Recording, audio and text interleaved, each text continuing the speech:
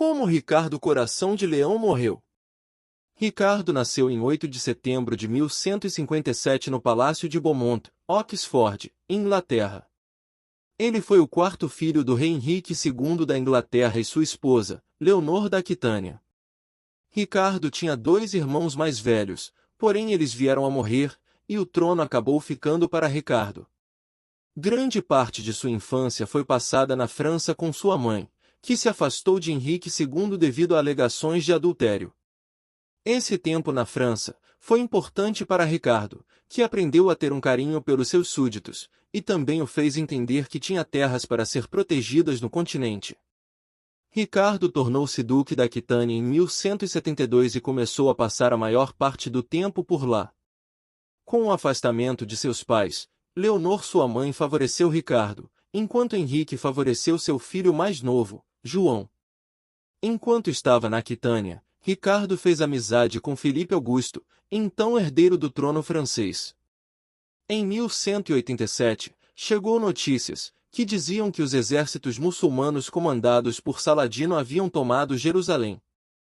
Ao ouvir a notícia da captura muçulmana de Jerusalém, o Papa Gregório VIII assumiu a responsabilidade de anunciar outra cruzada, para retomar a Terra Santa para o cristianismo.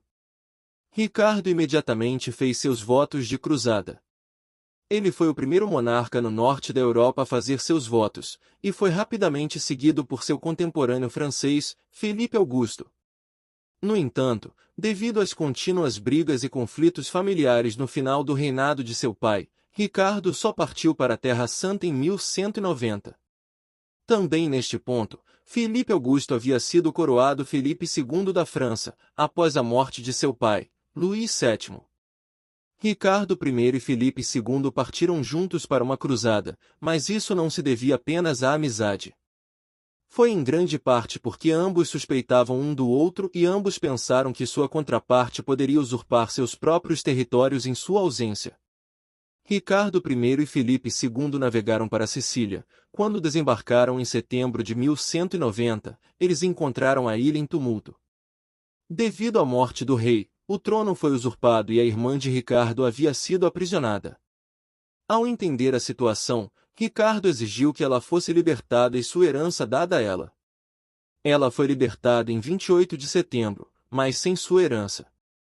A presença das tropas de Ricardo e Felipe na Sicília também causou inquietação entre os habitantes locais, que se revoltaram em Messina, exigindo sua saída. Em resposta, Ricardo atacou a cidade e a capturou em 4 de outubro. Ricardo estabeleceu uma base militar em Messina e permaneceu na ilha até que Tancredo concordou em assinar um tratado de paz, o que ele fez em 4 de março de 1191. Após a assinatura do tratado, os cruzados partiram para a Terra Santa. Antes de partirem para a cruzada, a mãe de Ricardo, Leonor da Aquitânia, havia encontrado uma futura esposa em potencial para ele, Berengária de Navarra. Ela era a filha mais velha do rei Sancho VI de Navarra, portanto, uma boa aliada no continente para Ricardo. Inicialmente, Ricardo Coração de Leão não gostou do casamento, pois estava muito focado nas cruzadas. No entanto, sua mãe não cedeu tão facilmente, e junto com sua pretendente, viajaram para encontrar Ricardo na Sicília.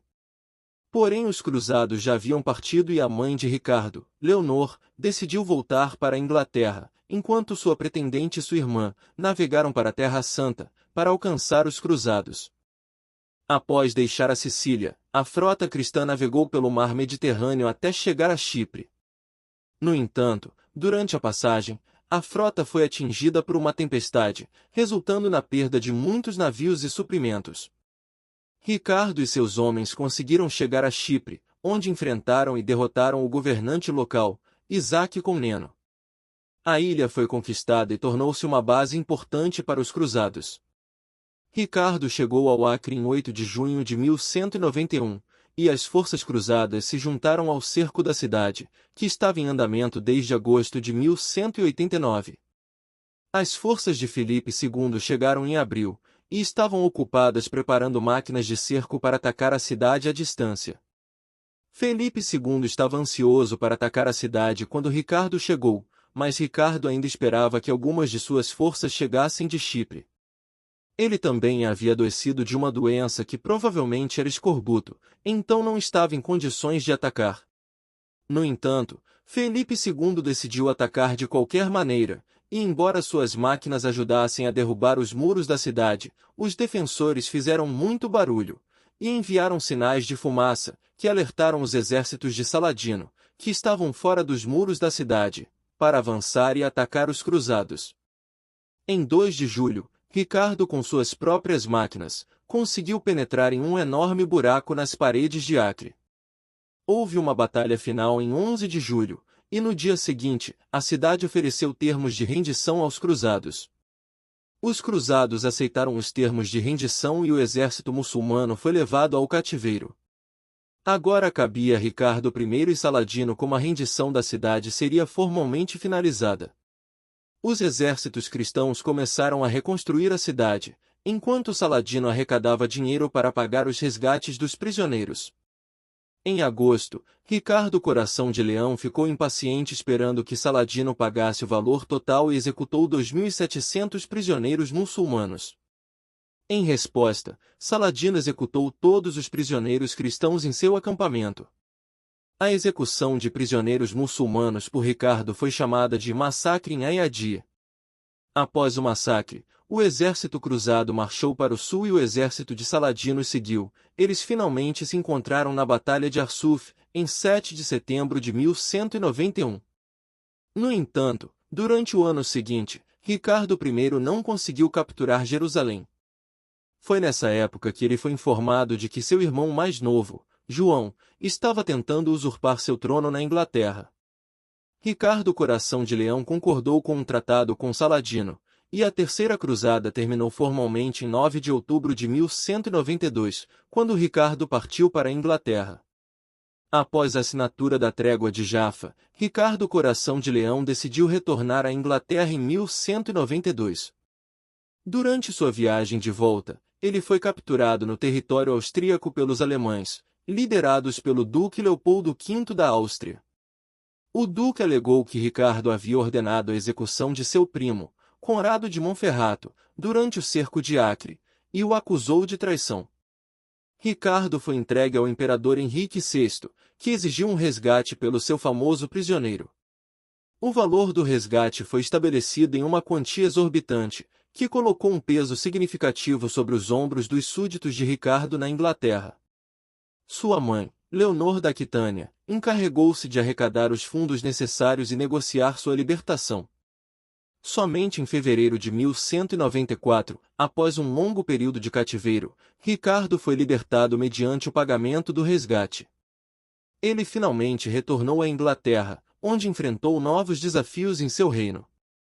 Depois de uma vida destinada a aventuras e a lutar nos mais diversos conflitos, Ricardo Coração de Leão vai acabar encontrando a morte. A morte de Ricardo Coração de Leão ocorreu durante um cerco ao castelo de Châlons-Chabrol, na região da Aquitânia, França, em 6 de abril de 1199. Ricardo estava em campanha na Aquitânia, lutando contra rebeldes que se opunham ao seu reinado. Durante o cerco a Châlons-Chabrol, ele liderou pessoalmente um ataque ao castelo, buscando suprimir a resistência e retomar o controle da área.